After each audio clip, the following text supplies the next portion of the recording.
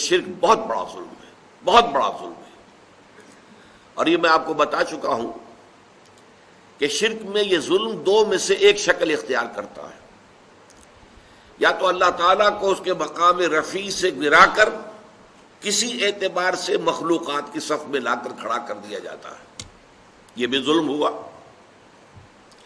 اور یا مخلوقات میں سے کسی کو اٹھا کر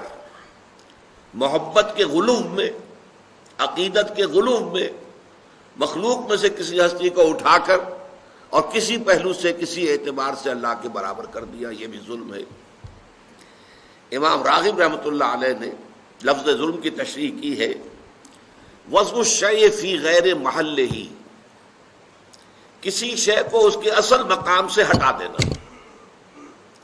اور یہ کسی شے کو اس کے اصل مقام سے ہٹا دینا اما بنقصان، یا تو اس میں کوئی کمی کر دینا، او زیادت، یا کوئی زیادتی کر دینا، و اما بعدول عن وقتہ و مکانہ،